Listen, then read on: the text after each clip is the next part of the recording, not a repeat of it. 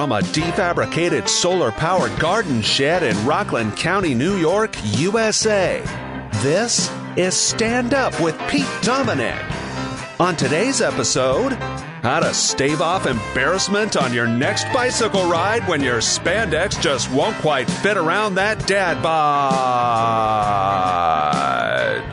And now, the podcast host who has no worries for such things because he is no doubt being sued for Bruce Lee image rights infringement, Pete Dominic! That's right. If you were just to look at my torso shirtless, you would think, is that Bruce Lee? Is something I get a whole bunch. Thank you, Pete Co., and hello and welcome to today's episode of Stand Up. It is Juneteenth. I'm going to talk about that in a moment. Want to let you know my guest today is climate scientist Dr. Michael Mann. And if you want to skip ahead to the interview, you can go to about 15 minutes in.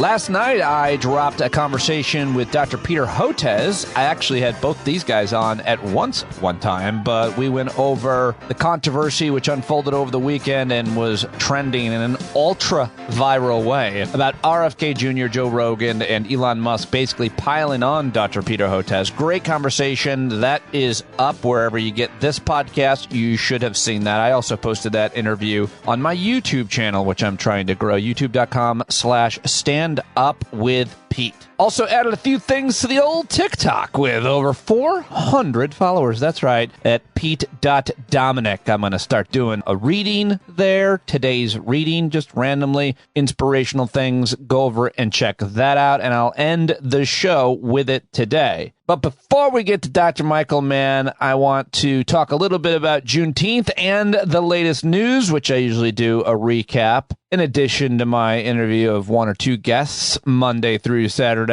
Oh, I hope you didn't miss my conversation with Barry Ritholtz on Saturday, by the way. Okay, so first of all, Juneteenth, what is it exactly? A lot of people are asking. A fairly new federal holiday and not one dominated by white people and white culture, I guess it's fair to say. Here's a 90-second explainer I found from the New York Times. The story of Juneteenth starts on June 19, 1865, 2.5 years after the Emancipation Act ended slavery in Confederate states. Major General Gordon Granger and Union soldiers delivered the news that slavery had ended to 250,000 people who were still enslaved in Texas. Black Americans celebrated. Freedom brought huge progress in the years after the war. Literacy rates jumped 70% in the subsequent 40 years, and 22 Black Americans were elected to federal government. But when Reconstruction ended in 1877, attempts to build communities were met with violent attempts to restore the power imbalance of the pre-Civil Rights years.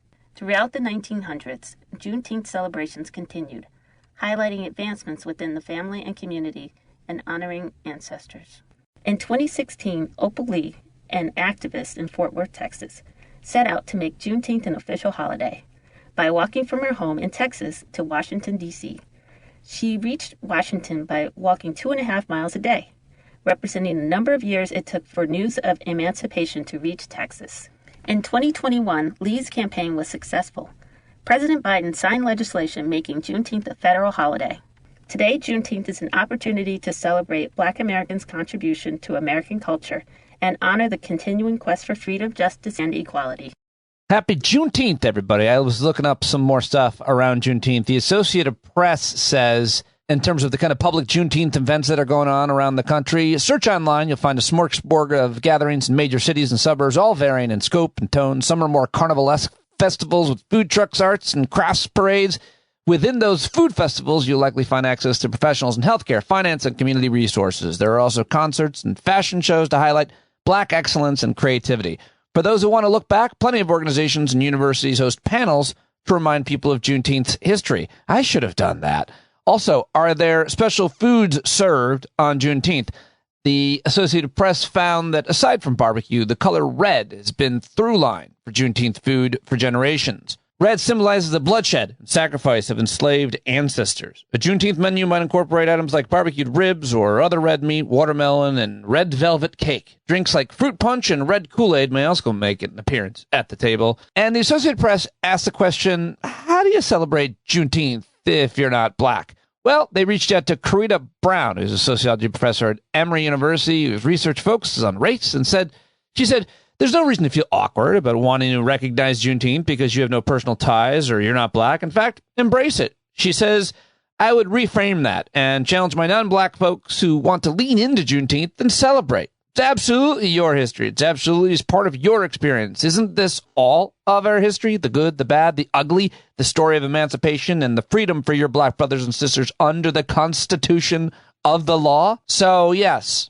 I like it. If you want to bring authenticity to your recognition of Juneteenth, educate yourself. That's what I'm trying to do here by researching this and sharing it. And let's go to one more clip. This is from my new favorite congresswoman who I'm in talks with trying to book on the program. It's Jasmine Crockett, who is on MSNBC with my old friend Alicia Menendez, who also always does an excellent job. And I want to ask you about Juneteenth. As a Texan, of course, you're familiar with this holiday. Talk to us about the significance of recognizing it on a national level.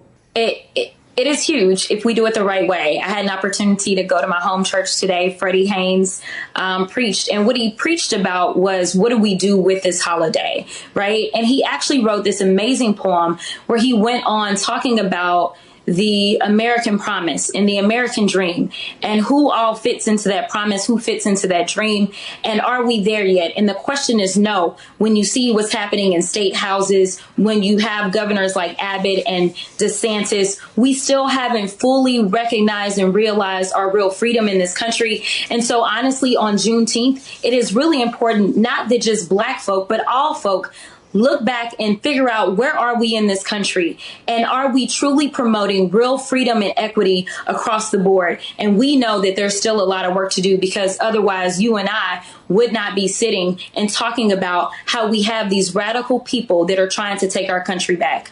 So well said. She is real good at talking. Jasmine Crockett, such an excellent, powerful force now in Congress representing Texas's 30th congressional district. So good. All right, so a little bit on Juneteenth. Happy Juneteenth, whatever and however you are celebrating and observing it. I think it's awesome that it's a federal holiday, and I'm wishing you the best. Also, happy Father's Day to dads out there yesterday. I hope you enjoyed that. And I had a really great conversation with Madeline Anderson about her book, Girl Dad. Lots of nice feedback from that interview. If you want to recommend it to any friends that have daughters, I got great perspectives from that. I had an awesome time with the girls. We had some great talks, just hung out, had dinner on the deck as a family, and feeling real good about both their futures and where they're at right now. All right, so there were other things going on in the news. I think it's real interesting to see so many of President Trump's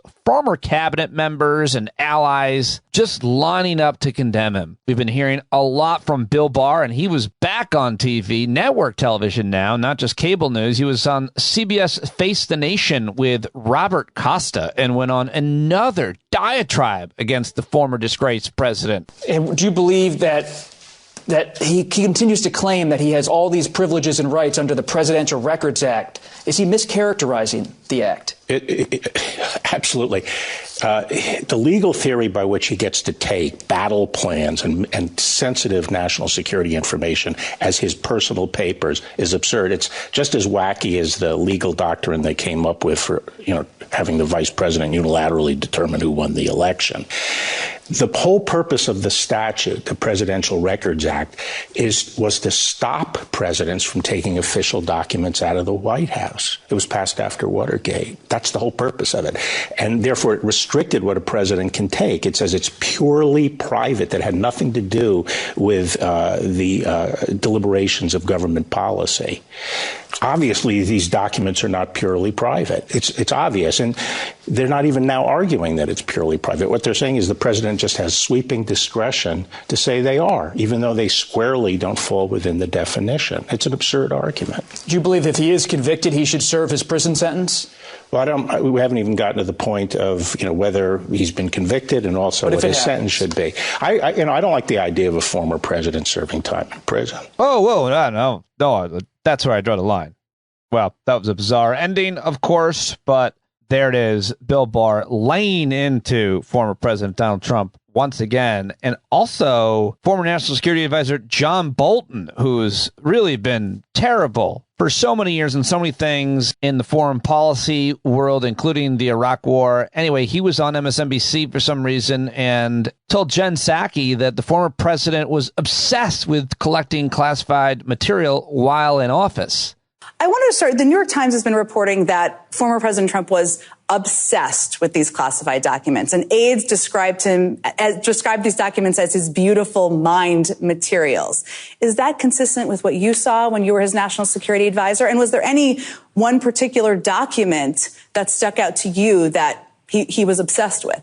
Well, I think he was kind of a collector of things that he thought were of interest to him for some reason or another. Clippings, mementos, classified documents. And it was very disturbing. We could see in the course of meetings with him, intelligence briefings, decision meetings, that sometimes he liked to retain things, and it became the practice just to make sure that we got them back in as many cases as we could. Obviously, we failed in many cases, but it was a pattern that was evident to me from sort of my earliest days. Did he ever ask you to hold on to a document that concerned you? Well, there were some that we did get back. Others, the most famous that to me demonstrates why I don't need to read the indictment or believe its allegations are true, although I'm pretty confident they are, was the famous tweet that he did after getting an overhead picture of a failed Iranian missile launch, which he was shown during an intelligence briefing, didn't give back, and it was tweeted before the intelligence officials got back to their offices. There's utterly no excuse for that. There's no conceivable reason for that, except it made him feel good to be able to do it. That's one example, but it's typical of the mindset, in my view. All right, John Bolton on MSNBC yesterday with Jen Psaki. And finally, you got to hear this. Here's Chris Christie. He was over on CNN with Jake Tapper. So Trump on his social media site is attacking former Trump officials that you know who have criticized him over the indictment. He's saying his former chief of staff, retired Marine General John Kelly, has a very small brain. For some reason, he put brain in quotation marks. He also called Kelly a mummy who sat in his office and stared at the ceiling.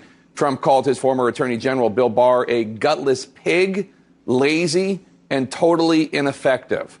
What do you make of the comments? Well, look, Jake, I stood on the stage in 2016 and heard Donald Trump say he would only hire the very, very best people and he would know how to manage them. But think about what happens here. Here's what he says about Rex Tillerson when he gets in. He says he's the embodiment of the American dream, former CEO of ExxonMobil. He said when he left, was what he said about him. He's dumb as a rock and lazy as hell. About General Mattis, 4-star General Mad Dog Mattis, he said he was our very best general and that he was the closest thing we had to Patton. When he left, he said he was the most overrated general in American history. You mentioned Bill Barr and John Kelly already. How about Mick Mulvaney, who was his director of the Office of Management and Budget and his chief of staff? He said he was outstanding and brilliant. And when Mick Mulvaney left, he said he was a born loser. Lastly, how about General Milley, chairman of the Joint Chiefs of Staff? He said he was a great American and a great patriot when he joined the administration. When General Milley disagreed with him and he left, he called him pathetic and a blanking loser. Now, look, either Donald Trump, if you believe what he said when they left, that means he didn't pick the very best people and doesn't know how to pick personnel. If you believe what he said at the beginning, the great stuff, then this guy is the worst manager in the history of the American presidency. Either way, Republicans should listen to what he says. He's a petulant child when someone disagrees with him.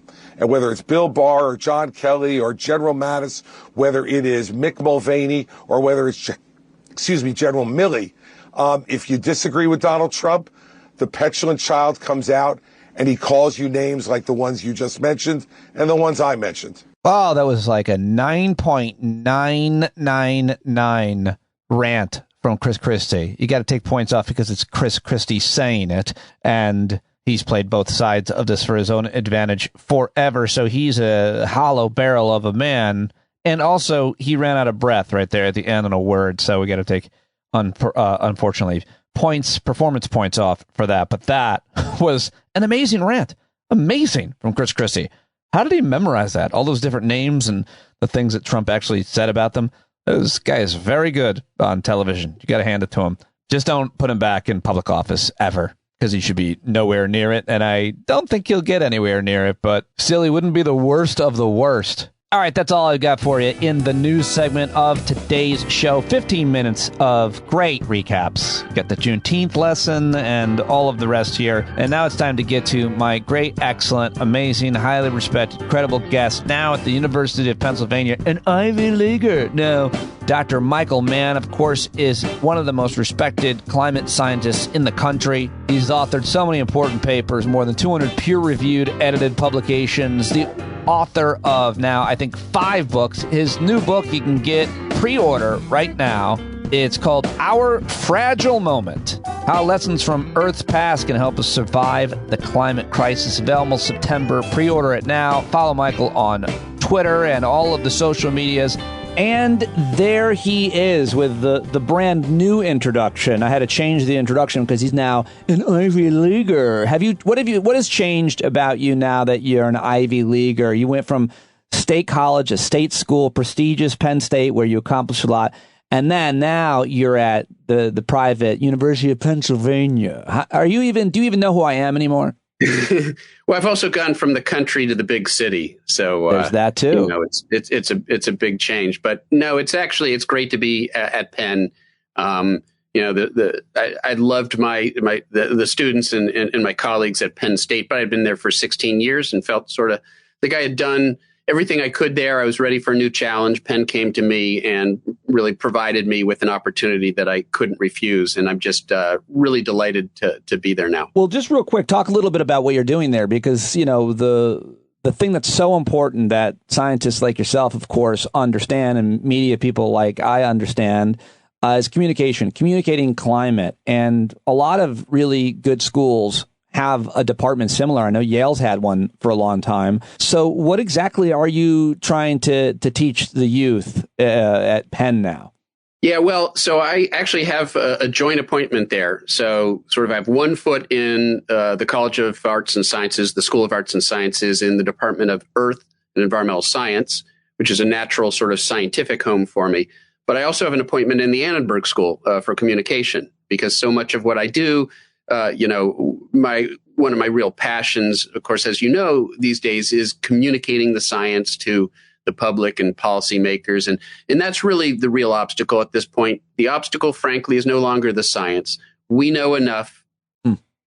We know enough to act and to act, you know, with urgency. Right.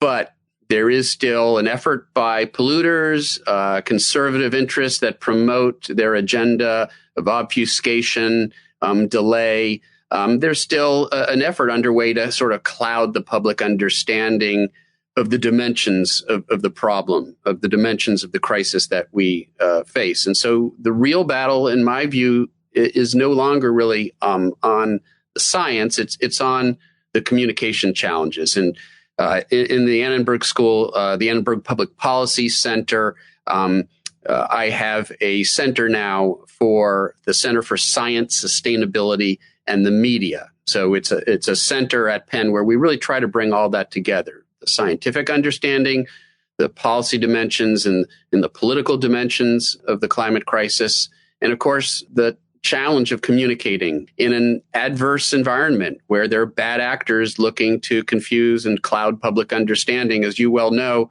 based on, you know, the important work that you do. Yeah, for sure. And we can talk about that challenge forever. And hopefully your students will be up to addressing it and changing that. Oh, students are wonderful. I love the Penn students. They're really motivated. In fact, much of the energy right now when it comes to climate at Penn is from the ground up. It's from the students demanding that we address this monumental challenge that faces, you know, that threatens their future.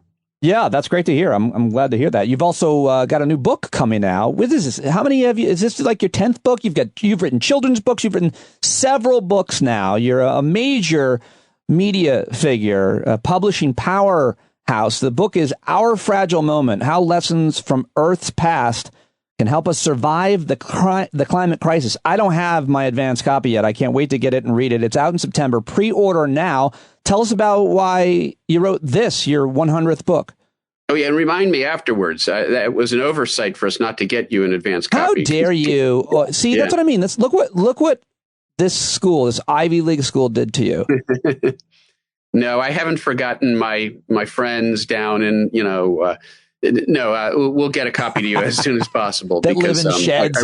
My troll friends that live in sheds. Our fragile moment. Go ahead.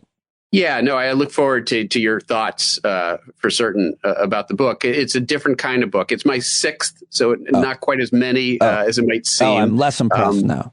But my last book, The New Climate War, was really about the sort of political challenges that we face right now. And I did want to get back to sort of my scientific roots, because ultimately that's where I come from. I came from the field of climate science into this space, into this larger space, into the public discourse over climate. And one of the things I talked about in my previous book was sort of the threat of despair and doomism, which is now being weaponized by bad actors. If they can convince us it's too late to do anything, then it potentially leads us down that same path of disengagement as denial. And they know they can't deny the problem anymore because we can see it playing out in real time. So they're looking for other tactics to basically keep us addicted to fossil fuels. And one of them is despair mongering and doom mongering. And a lot of really good people fall victim to that. And so that's something I emphasized in the last book, but I wanted to sort of get into the science. Why is it? Is there a credible reason based on the science that we do have reason to be cautiously optimistic that we can still prevent the worst consequences of climate change? And that's where we can learn so much from the record of past Earth history, of past natural climate variations and changes all the way back to the beginning of the Earth 4.5 billion years ago. So we start 4.5 billion years back in time, and we come up to the present, and we look at the lessons that we can learn when it comes to the fragility of our climate, but also to some extent the resilience. There's sort of this give and take between fragility and resilience. We're somewhere in between. You can push the climate a little bit, and there are natural sort of restoring factors that keep it within livable bounds. And Earth's history shows us that. But you push it too hard, which is what we're doing right now, and all bets are off. And so what can we learn from the past about the crisis that we face? And in the end, what we find is that there is reason for cautious optimism, but there is great urgency and agency. Urgency, we've got to act now. Agency, it's not too late for us to act. I love it. I always love your optimism, and I really appreciate that. I'm very much looking forward to getting the book. Everybody can go pre-order Our Fragile Moment, How Lessons from Earth's Past Can Help Us Survive the Climate Crisis, because it's kind of a history book, too. It is. And there's some human history in there, sort of going back to sort of our distant ancestors and understanding how climate shaped human evolution and how some of the challenges, natural climate changes, actually spurred some innovation, the development of agriculture in the Fertile Crescent, 9, 10, 11, 1,000 years ago. All of these things were spurred in some way by natural climate changes. And when those changes are slow, we can adapt to them. We can learn from them. We can even develop some resiliency from the challenge of dealing with those slow natural changes. The problem is we're facing much more dramatic changes today. And we have, more than 8 billion people now on the face of the planet that are dependent on the stability of the massive infrastructure that we've created, which is dependent on the climate during which that infrastructure was created, that an envelope of climate variability that we are starting to depart from. That's the real challenge here. And that's, again, there's urgency, no question about it. Just turn on the news. You can see the latest climate wrought disasters playing out, droughts, heat waves, floods, wildfires, you name it, smoke-filled New York City like we saw a couple weeks ago, unprecedented things that are happening that tell us we've got a problem. So again, what can we learn from the past about facing this problem? I'm really excited about the book, as I am about all of your work, and obviously talking to you. And everybody probably reached out to you during the Canadian wildfires when they came to visit us in the Northeast, and we were not ready. We were unfamiliar with it. And, people who were ready and have been dealing with it for years on the West Coast and other places were making fun of us, and that's fine. We can take it. But you actually were out of town, I heard, when that happened. I heard you say you were in the Midwest. But that doesn't matter because you actually experienced this firsthand, not that you need to. When you were in Australia on sabbatical during the Black Summer, 19 and 20, you know exactly what this is. And my understanding, I want to break the science down for you, sir. I don't mean to condescend, but that's exactly what I'm doing. And my understanding is that when things get dry and there's not a lot of rain and there's drought and temperatures are high, as they were here in the Northeast, almost unprecedentedly for these first few weeks of spring, what happens is wood can catch on fire in many ways, and it becomes fuel. It burns a lot. How did I do? How am I at science and wood burning? I was hoping that you would sort of draw upon the solution of certain differential equations and demonstrating. Had you not interrupted me, I was about to do that. I had the sense you were headed in that direction, actually. No, but you wanted to be like, I'll explain this. I'm the scientist, and you had to, as usual, one-up me. So, but no, that's it. It's not rocket science, Pete. Yeah. It really is that simple, right? You take unprecedented heat and drought, like we saw in Australia during that summer. You get these bushfires that blanket the continent as they did. And it really woke up Australia to the reality of the climate crisis, and it affected policy change. They've elected a climate forward government now in the wake of that disaster.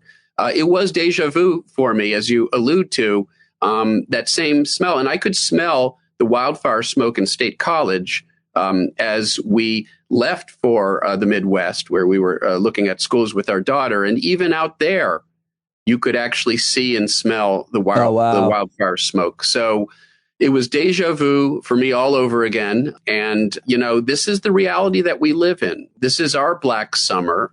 And the question is, at what point are we going to fully awaken? There is an awakening taking place, but we're not there yet. We're not seeing the sorts of the sorts of policy progress, the sort of urgency that we need if we're going to avert ever more catastrophic levels of warming. Right, because you mentioned the Australia election. You mentioned that as a result of the Black Summer, the Australian people decided they wanted to do something about it. They voted for policymakers that would at least try.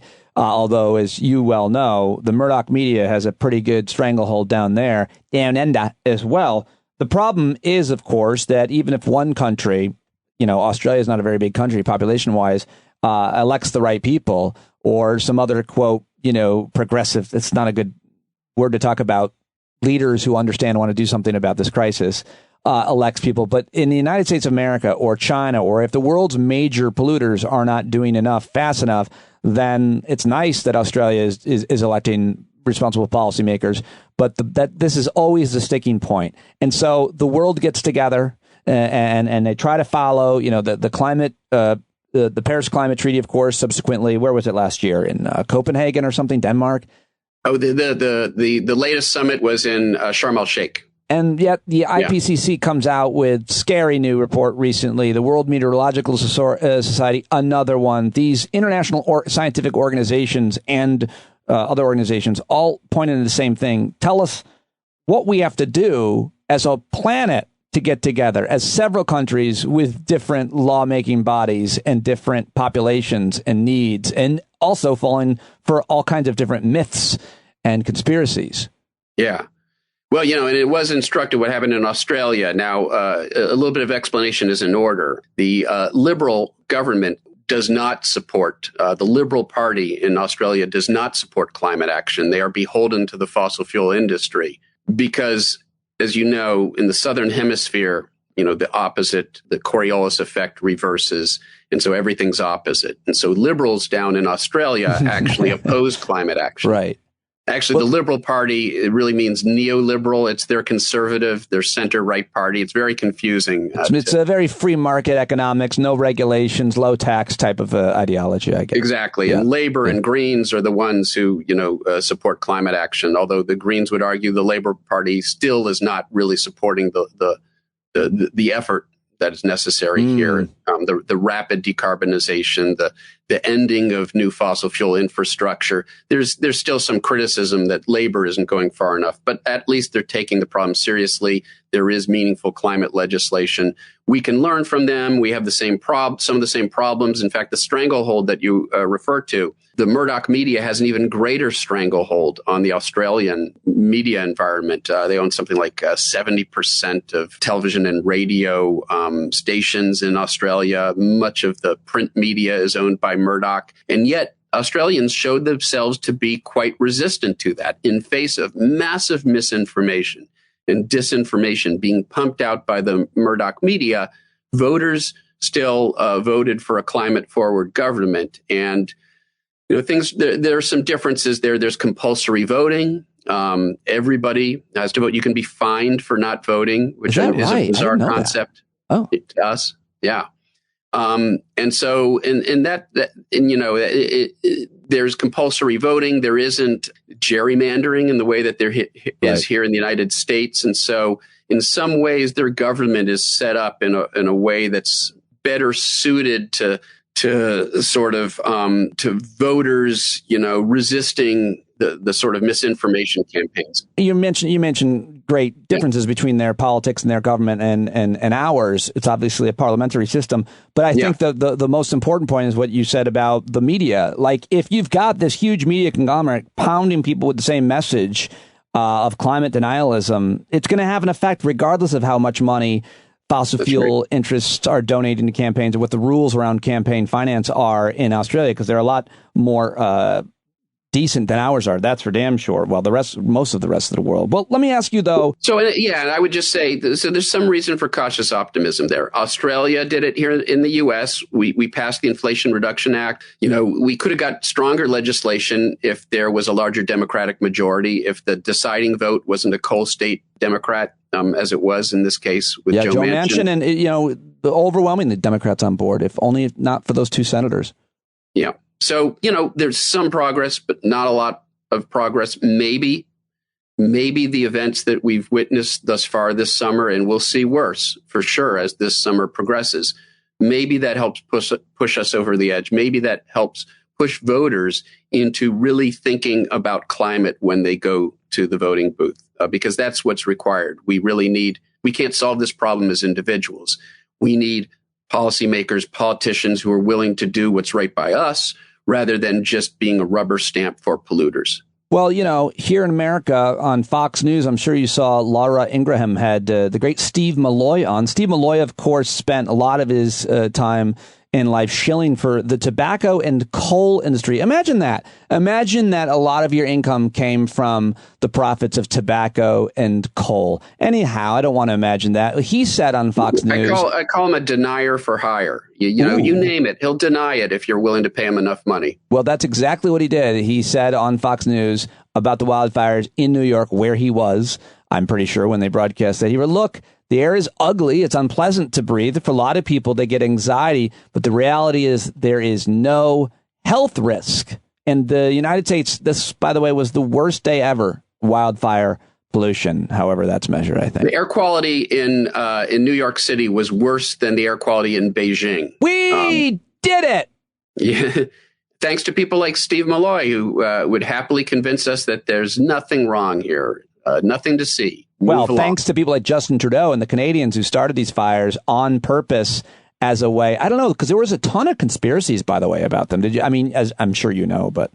Well, it was, I'm very proud of being, having Jewish heritage, because we've invented these space lasers you're probably familiar with. Oh, I never heard anybody blame the space laser, but that might have been it. They accidentally hit Nova Scotia. Why was the space laser aimed at Nova Scotia, by the way? Sometimes, it's like on this support system, and sometimes it gets a little out of kilter, right. and it just goes awry. We actually had it was melting the Arctic at one point. Oh, is that right? Well, that's the only clip I'm going to put out of this interview, just that part, just to destroy your day in life. But so the Arctic sea ice, the decrease in Arctic sea ice, thank you very much. It's our space lasers.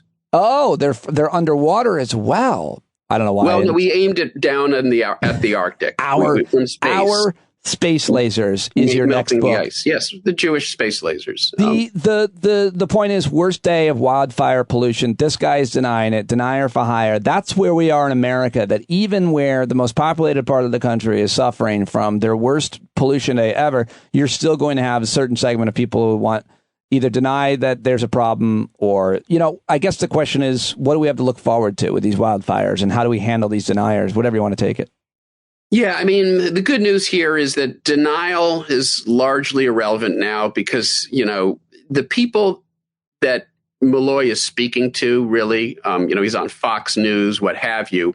It isn't really sort of the population at large. What they're trying to do is to fire up their base, to get their base all riled up about this climate hoax because they're a minority party now. They don't even seek to, the Republican Party doesn't even seek to represent any sort of majority or plurality in the American public. And so they're just trying to fire up their base with red meat. And that's what the denial is about. The vast majority of people, if you look at the polling, only about 9 to 10% of the American public actually are hardcore climate change deniers, dismissives, as we call them. And so they have a voice out of proportion with their numbers because they're amplified by Fox News and the Steve Malloys of the world. Yeah. But in fact, where most of the public is, they don't deny climate change. They can see it happening. They understand it's happening. They can see it with their own two eyes.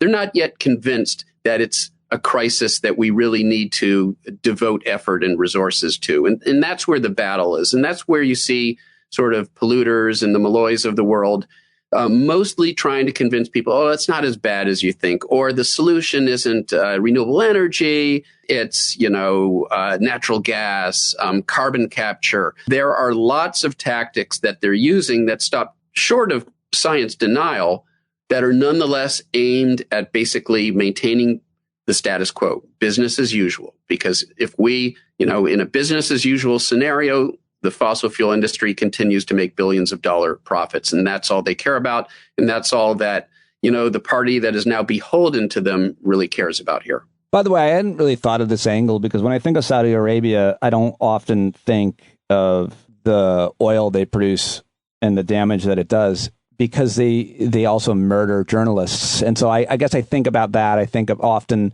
about the human rights violations that they have in the kingdom. And I think about 9/11, but really what we should be thinking about is the oil that they produce and how they control it. And I was just thinking about how the PGA is now working with Saudi Arabia and how the PGA, I don't know, I'm sure there's already a campaign underway with climate activists, but the PGA needs to be, somebody needs to dump oil on those golf courses. I don't like them throwing paint on Monet paintings. I don't think that's effective, but maybe do something with the golf players in the PGA now that they're signed up with the Saudis. Did you? Well, it's shameful. Yeah. It's shameful. It's shameful, obviously, for human rights reasons. It's shameful from a climate perspective. It's not coincidental. That bad actors are often bad in every possible way, right? There's something about authoritarian states that leads to, the sort of outlaw criminal behavior that we've seen in Saudi Arabia that leads to criminal efforts that they've been implicated in to actually impact public opinion about climate change. They are one of the major funders of climate denialism for obvious reasons. It's their main asset. The same thing is true with Russia. Their main economic asset now is the fossil fuels still buried in their ground. Right. And so Russia and Saudi Arabia have now sort of formed this alliance, this petrostate alliance.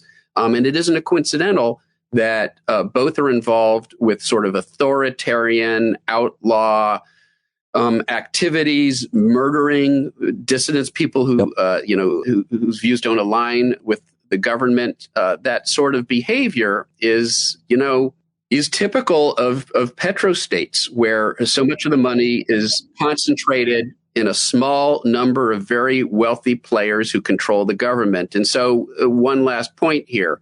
It's not a coincidence that the main financiers of Elon Musk's takeover of Twitter were Saudi Arabia and Russia. And what they wanted to do was to seize control of this very important medium and use it to promote their misinformation and disinformation and to suppress sort of climate, the voices of climate advocates and activists and scientists. And that's what we've seen happen. I have not put that together and heard that, but makes a lot of sense. Birds of a feather covered in oil together is Russia and China. Last question I want to ask you. Well, Saudi Arabia, but China has its own issues. I'm sorry, I meant Saudi Arabia. We were talking about Saudi Arabia, but China, I don't know what their interests are in terms of energy investment, other than they keep seemingly building coal-fired power plants. But I meant, Saudi Arabia and Russia. China's interesting. They can go in either direction. And when the U.S. was engaging under the Obama administration, we saw real forward, progress on the part of China, decommissioning coal-fired power plants. Then Trump came into power. China eased off in their efforts, and now it's a challenge to bring them back into line. But unlike Russia and Saudi Arabia, they're not a petrostate. They're a global power with a very diversified economy, and they recognize themselves the damage that climate change is doing to them and their people. Very important point. I'm glad I misspoke. So I just wanted to ask you I know you talked to The Guardian and other places, I'm sure, and you're not the only person saying that 2023, the year we're in, is almost certainly going to be the warmest on record. And you're tweeting and talking a lot about El Nino and trying to help people understand. So that's where I wanted to end with you today. What do we need to know about this year? And because you hinted towards it earlier, it's what is forecast and why? What do we need to know about this El Nino? Well, you've probably seen that Chris Farley's, El Nino Saturday Night Live's skit. And if you haven't, I don't think I probably have, but it's from years ago when there was a big El Nino event and everything was being blamed on El Nino. And he comes out as El Nino, the guy. Oh, my God. I'll find it and maybe play it here. Yeah, it's definitely worth watching. Caricaturing, of course, the fact that we blame so much, on El Nino when it happens. But what is true is El Nino gives the global climate a little bit of a warming boost. It brings heat that was buried beneath the ocean surface, basically the tropical Pacific, which is a large part of the global ocean, brings heat that was buried beneath it to the surface. So it warms up the surface, and that surface warmth gets spread around the globe. So we see an increase of about as much as a tenth or two of a degree Celsius, which sounds small, but with global warming, and there's this ongoing warming of the planet, there are fluctuations up and down. And when you have an assist from an El Nino event, you get a big positive fluctuation, and it almost certainly gives you a new global temperature record. Basically, every time we have an El Nino now, it's the warmest year ever recorded. And that's because of the extra boost that it gives to a planet that's already warming up because of carbon pollution and fossil fuel burning. And so it's sort of a wake-up call in a sense. This El Nino will put us very close to 1.5 degrees Celsius, which we talk about a lot. 3 degrees Fahrenheit is the warming that we don't want to exceed, where we'll start to see the worst impacts. Now, here's the thing. That's just a fleeting sort of crossing of that boundary. So that's not the problem. But it's giving us a sense of how perilously close we are now getting to that boundary where we will be perpetually above 1.5 Celsius, 3 degrees Fahrenheit. That's when we will start to see accelerated loss of ice from the ice sheets, contributing to massive sea level rise, ever worse extreme weather events. So, the El Nino event that we're seeing and the fact that it will give us a new global temperature record is a wake-up call of how close we're getting to these perilous thresholds and how urgent it is once again, because there's still time to avoid crossing that threshold permanently, but we've got to reduce carbon emissions dramatically. Michael Mann, always the best. Thank you so much for joining me today. Let's talk again much sooner than last time. And I can't wait to get the new book. Absolutely. Thanks so much, my friend. Look forward to talking to you again soon. All right, there he goes. Michael Mann, get the new book, Our Fragile Moment, How Lessons from the Earth's Past Can Help Us Survive the Climate Crisis. Pre-order that now. Let him know that you heard him here on the show. Go follow him on Twitter. And for more on Michael and all of my guests that join me here on the program, check out the show notes. Go to the website, standupwithpete.com. If you have any questions about anything, you can always email me, standupwithpete@gmail.com. As many of you have the past couple of weeks, including my friend Shannon W., who said, Pete, why do you hate golf? Just curious. Every time golf is brought up with most of your guests, I think, oh boy, here we go again. Here comes some golf hate. Has it been dominated by the white upper class for most of history? Well, sure. There is that. My husband and 10-year-old and I play together as a family every Sunday. It's really wonderful family time. It's so peaceful and relaxing. Do I like to sit and watch for several hours on TV? No, not at all. And the recent developments with the Saudi LIV Golf have us infuriated. It's shameful. I guess what I'm saying is it's not all bad. We enjoy it as a family, right along with playing soccer and softball. Shannon, I'm sorry. I mean, listen, I say things, and I appreciate when people tell me how they hear them.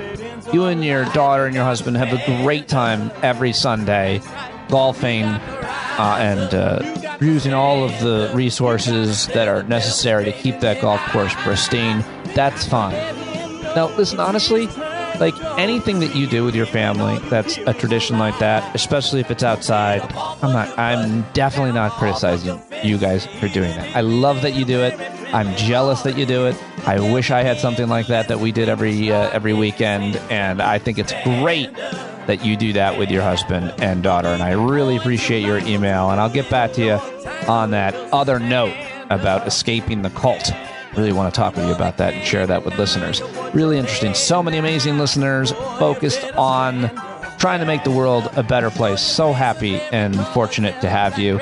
And as I mentioned at the top, if you're still listening, I don't know who you people are, you bumblebees here at the end. I do have, instead of a quote, a short reading. And I was going to play the TikTok that I made, but I went back and watched it. It's actually really cringy because I put this cheesy music behind it. So I think I'm going to delete it because I can't take it. But here is the actual reading. This is from Pema Chodron's When Things Fall Apart, Heart Advice for Difficult Times. I love this.